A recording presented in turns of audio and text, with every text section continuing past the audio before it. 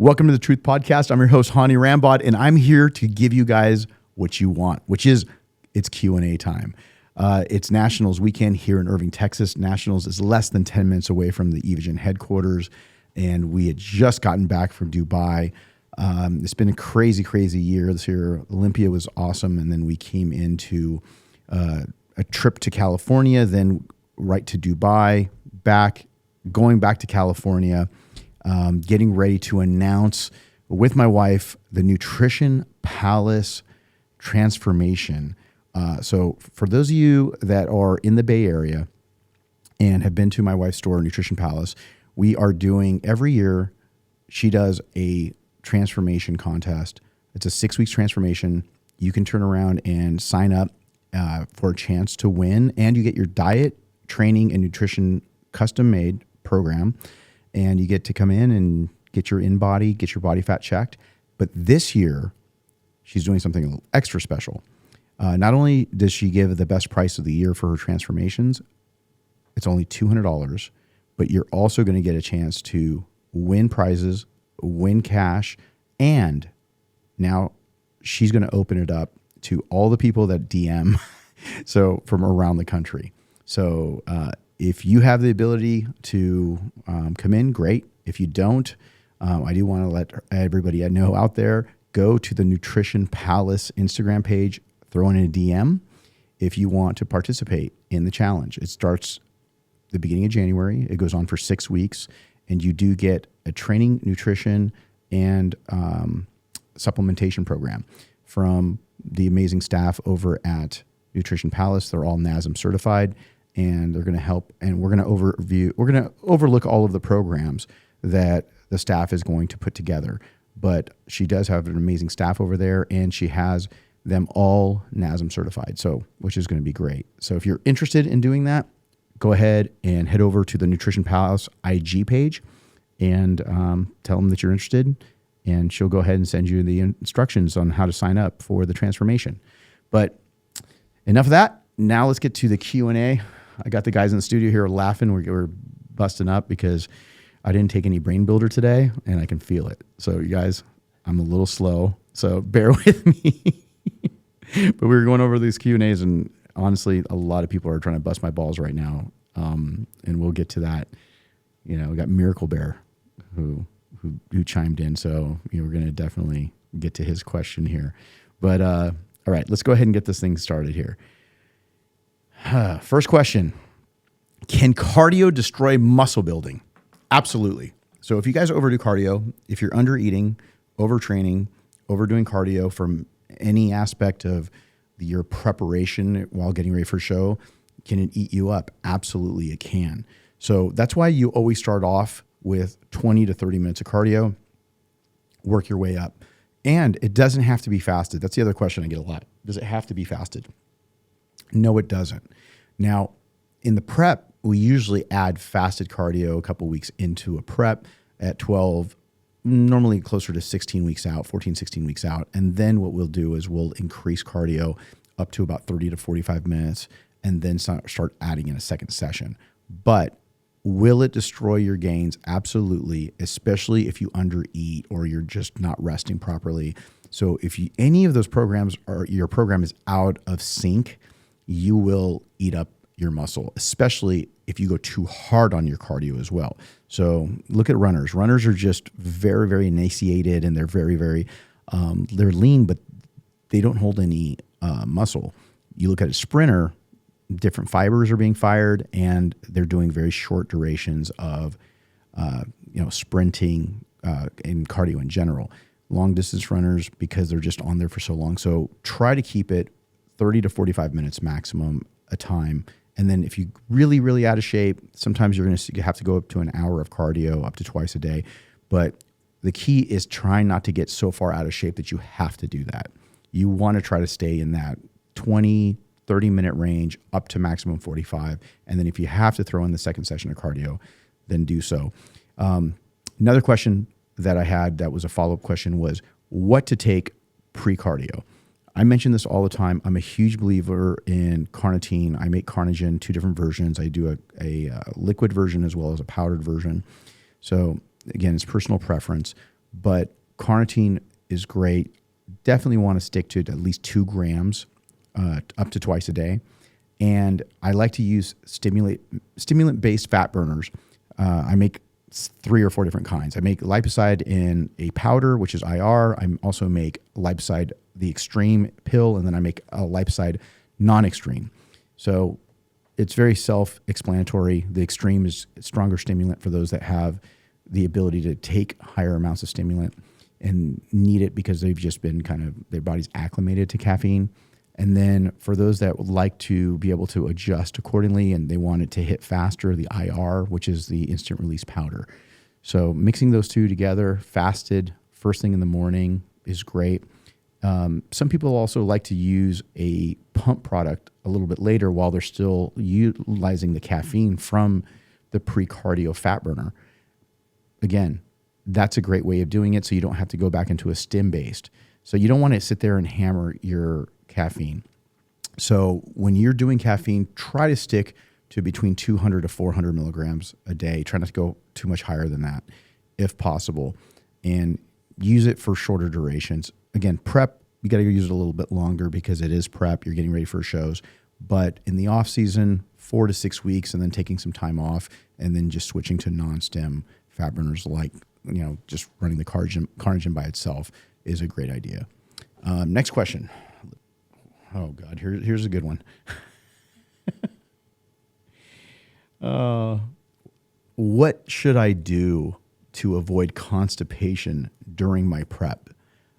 Guys, this is actually from a guy. I get it from girls all the time in terms of questions like this. The key is to make sure you have enough fiber in your diet. Using whole oats helps tremendously.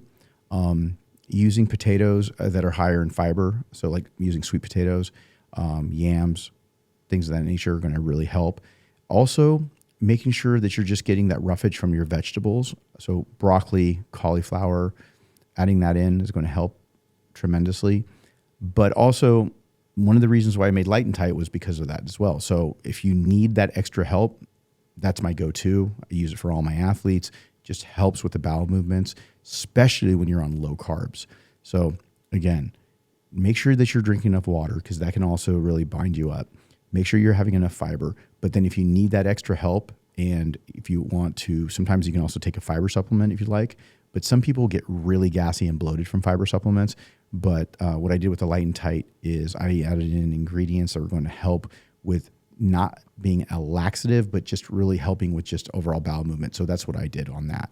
But again, start with the food and then work your way to the supplements on that. Hany, can you please teach us how to prepare our foods to taste delicious in the off season? Okay. So the key is if you want healthy food that tastes good, try to go fresh. If you are in a bind and you're eating foods that, like meal prep, and you can afford meal prep, are you going to pay a little bit of a premium? Absolutely. But go with something that actually tastes good.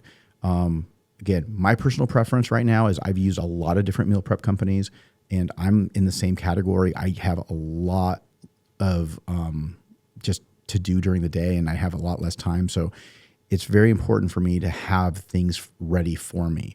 So I partnered up with Megafit Meals and came out with not just certain meals like the kebabs, that series that just dropped. We have the beef, the steak kebabs, and as well as the chicken kebabs with the basmati rice. But also they have a lot of different types of foods. Cbum has his bum boxes. They have like this gluten-free pizza. They have all kinds of different things. But it's really a matter of if you're going to make your foods fresh, then what you want to do is you want to make sure that you're really trying to put in enough flavor. Now, if you're going to go ahead and go with meal prep, then it's a combination of taking the meal prep foods and making sure to prepare them properly. Like that means if you can get away from not using the microwave, that's ideal. Put it on a hot pan and go ahead and put a little bit of olive oil spray, get it nice and hot, put the food in there, get it all heated up. It's going to taste delicious. If you have to use a microwave, by all means, use it. But if you can get away with not using it, the food is going to taste better. And if you're making your own food, try to make it more often than once a week, because the longer it sits in that refrigerator, the more dehydrated it gets and the worse it tastes. So, and try to make healthy versions of the stuff that you normally would eat, quote unquote, off season. Like I make a healthy pizza, I make a couple of other things. And when I'm not making those things and I'm getting them from Megafit meals, then what I'm doing is I'm putting them in an air fryer. And that texture from putting things in an air fryer, for those of you that do use an air fryer, you know what I'm talking about. It makes a huge difference on how good and how delicious something tastes. So again, it's not just about taste, but it's also about texture, especially when you're dieting. So those are my tips. Let me know what you guys think. Comment below if you have any tips on how to make that food taste even extra good, especially during the off season. All right, Adrian King 22 says, "Are you taking on any amateur athletes? How can I sign up with you?" So right now, guys, some of you know that I did start a waiting list at hanyrambod.com. So if you want to go check that out, go to my page. It's my personal page, not the Evogen page. And if you go to hanyrambod.com, you'll be able to go on to the wait list. There's a little form to fill out for coaching services. It doesn't matter if you're a competitor or whether you're getting ready for a show, if you want off season, if you want lifestyle. I'm just basically starting a wait list, and I'm going to be getting back to people here in the next month in the beginning of the new year on how many people I'm going to be bringing on board. But if you're interested in working with me in any capacity, and I'll tell you and ask you in what capacity you're looking to work with me, you'll be able to do that right now on the waiting list at hanyrambod.com. So I'll go ahead and put the link also in the, below on the YouTube page, but it's super easy. Just my name. Just go there and fill out the form. Best thing to do. All right. We got, what do you think about testosterone boosters for use in the post cycle? Ooh, it's a tough question. I think that most people don't realize that when you're doing post-cycle, you have to do two things. Number one, you're trying to bring back your natural test levels. But the second thing you're trying to do is also trying to maintain a lower estrogen level so you don't get those estrogen spikes. Because a lot of you out there, and you know who I'm talking to out there, people are going to be like, wow, I know what he's talking about when you start getting itchy nipples post-cycle. You got to be careful because that's when you're more susceptible to gyno. You're going to throw on a lot more body fat. So you got to do your estrogen maintenance. So making sure that you're doing that is important. I'm sorry, but testosterone boosters aren't going to do it. Going out and running some DIM is not going to do it. Taking a basic natural supplement is not going to do it coming off post-cycle. So you have to make sure that you come up with a plan with you and your coach on how you're going to create estrogen management and how to bring up your ability to maintain your muscle mass and making sure that you're not throwing on excess amounts of body fat. And on top of that, the most important thing is your mental state.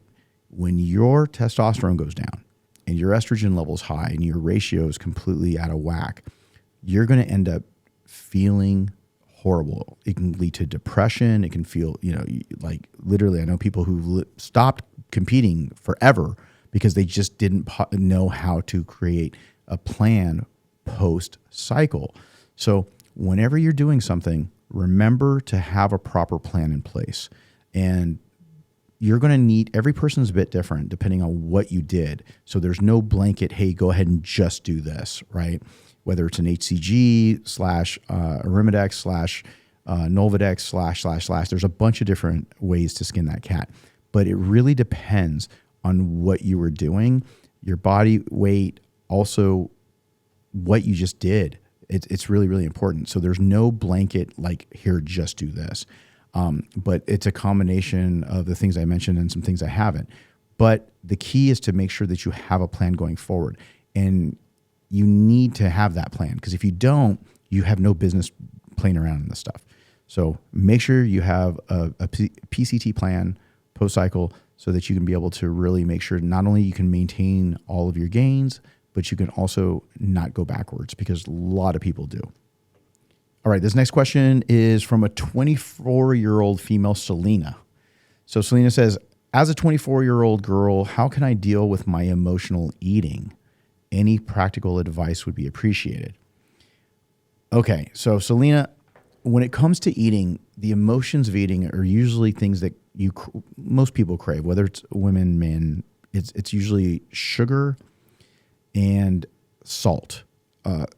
Fats as well kind of fall in there, but your brain loves sugar, so it tends to have those sugar cravings.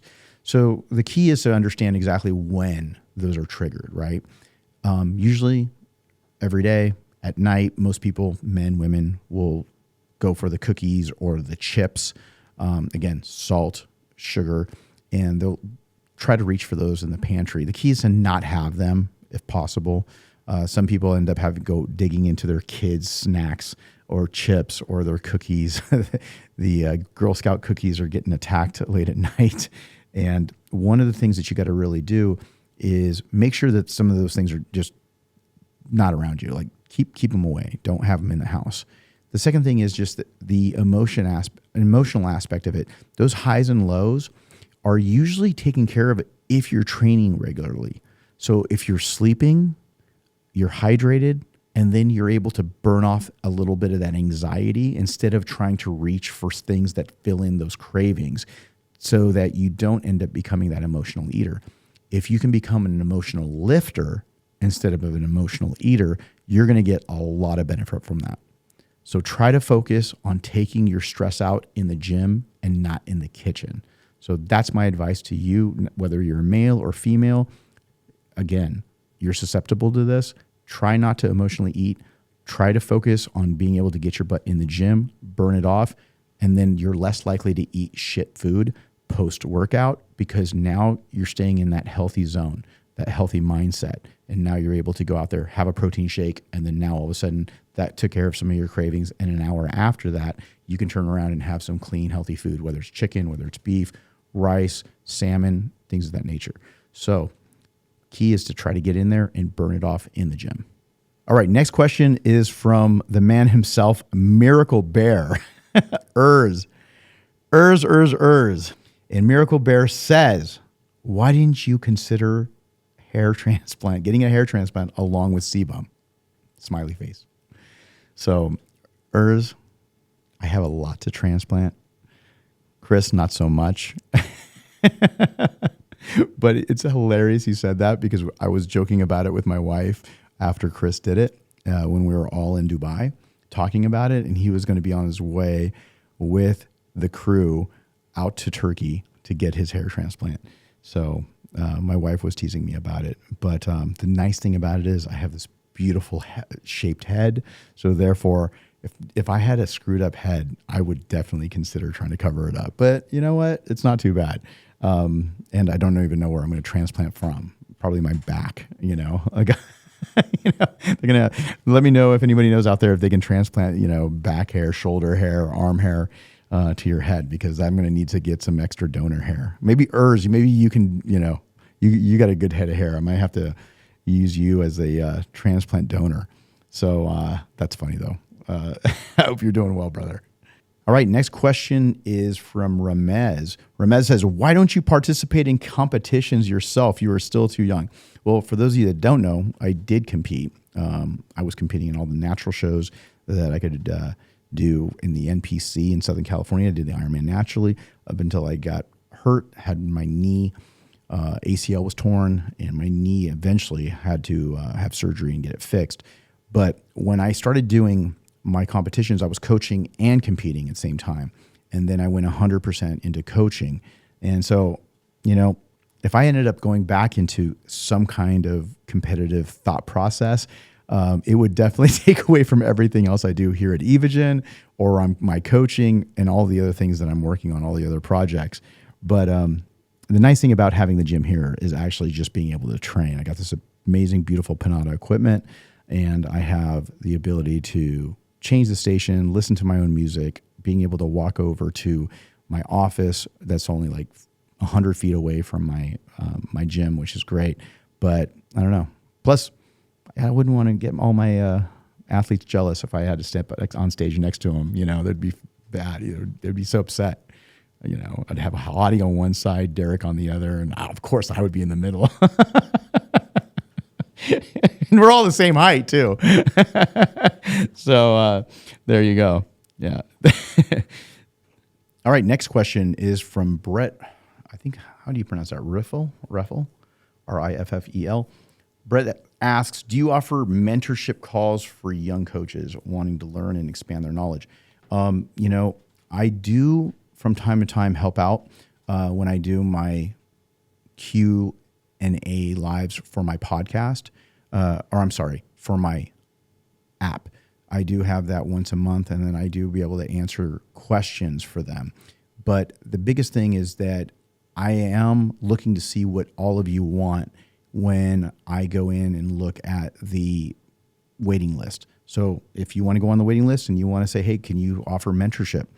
If I have enough demand for that, then I might end up throwing together a course on that for some of the time that I'm going to be spending on the coaching. Because I'm going to break down how many extra hours I have a week and how many people I can work with versus maybe personally like one-on-one coaching type things, or if I'm going to do any kind of mentorship. So there's a couple of different options because I have had some requests from different levels of not just athletes, but business owners that are just looking to become the best versions of themselves. Obviously, I've worked with other people currently who do have businesses or CEOs of companies. And not only do I help them with their personal fitness, but I also help them with some mentorship on being able to kind of elevate. So when it comes to those types of things, if you're interested, please go on to the waiting list on my page and be able to fill out the form. And I can definitely let you know as soon as I do my assessment, which is going to be done in the first week of January. So, and by the way, we are going to be at the LA Fit Expo. So if you're in Southern California or you're going to be in Southern California the third week of January, I'm going to be there at the Evogen booth. We are going to be at the LA Fit Expo. Haven't been there since before the pandemic. So looking forward to getting back to Southern California. So for those of you that are going to be there, I'd love to see you. All right. Another one, a lot of questions from girls today. We got Farnoosh. She's asking, is a 2-minute rest period between challenging hip thrust workouts fine? I believe she's talking about sets. So 2 minutes. With anything you're doing when it comes to resistance training, what you want to do is when you are trying to go to maximum weight, you want to rest 2 to 3 minutes. You want to give yourself enough time to be able to really recharge your battery so that you can be able to go all out on your next set.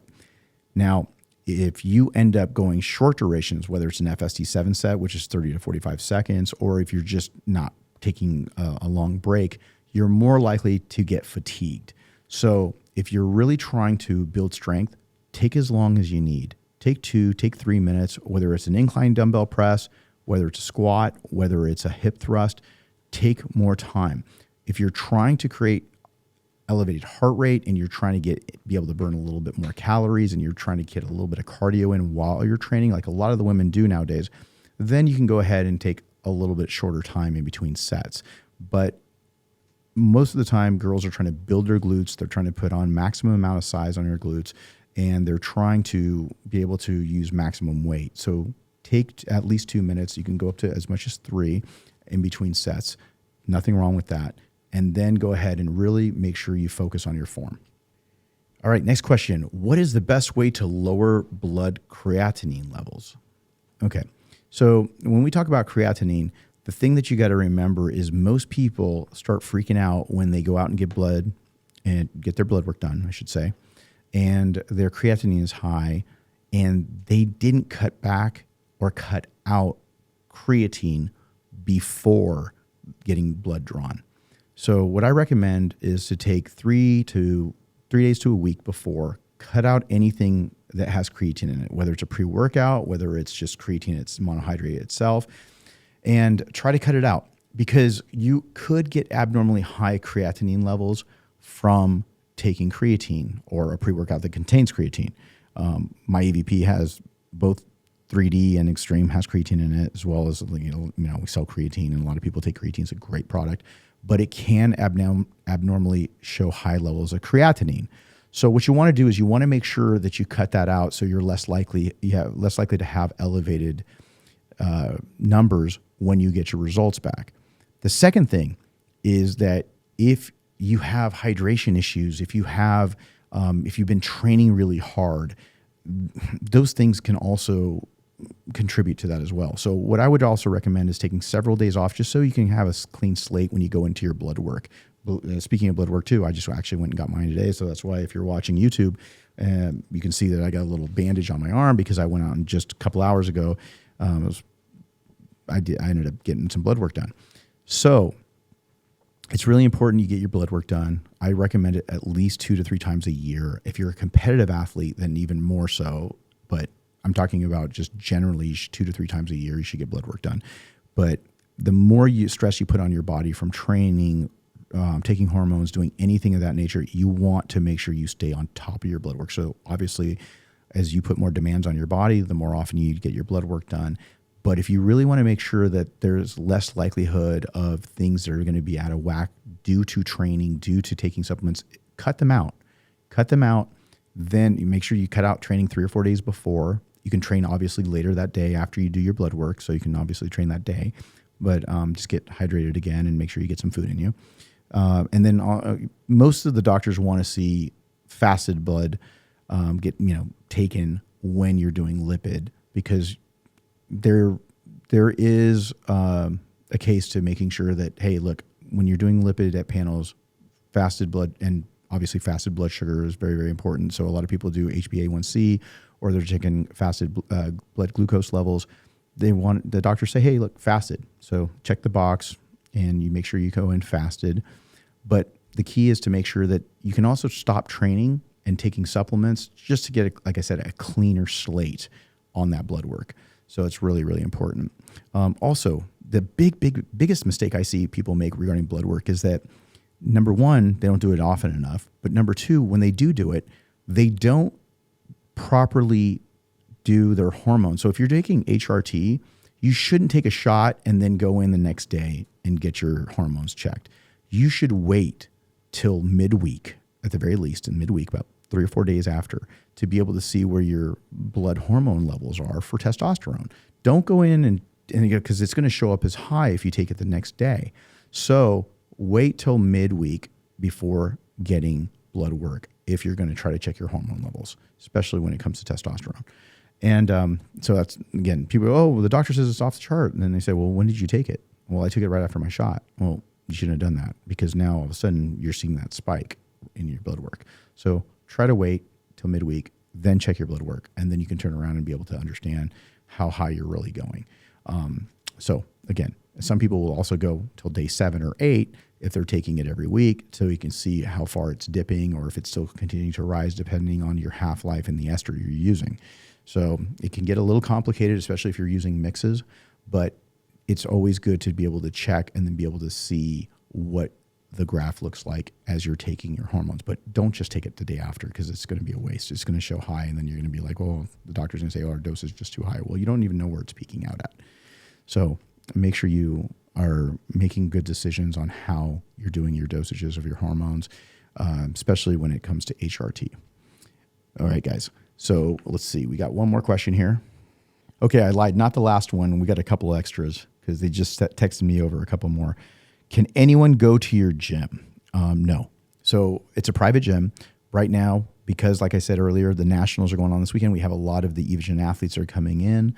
And so it is invite only as of right now. I did have something special where I put together during Black Friday. If there was a package, if you spent more than a certain amount of money, then you can be able to get on a RSVP list to be able to come in on one of our days that is coming up to be able to train at the gym. But right now it is invite only, and we're going to have select days where we're going to be able to allow people outside of the Evogen Elite athletes. But stay tuned to my channel and Evogen's channel. So if you are local to the area and you do want to be able to check it out at some point, we will be announcing that. But as of right now, no, it's not a public gym. Let's see. Next question was, why don't I sell Evogen in Canada? Actually, Evogen is now available in Canada. So it's it's a very difficult process to get NPN numbers. And then you have to turn around and create labels that are both English as well as French. So we do have Isoject available there right now. We have EVPAQ available there right now. Greens are coming up soon. AminoChem's coming up soon, as well as the pre-workout. But stay tuned. They're all coming. They've all been approved by Health Canada. The NPN numbers have been given. It's just a matter of getting the productions done and having the new dual language labels completed. So right now, Amazon Canada has it available, as well as some select stores up there. So you can go ahead and check it out on the Evogen Nutrition site, as well as checking out on Amazon if you're in Canada to see what's currently available.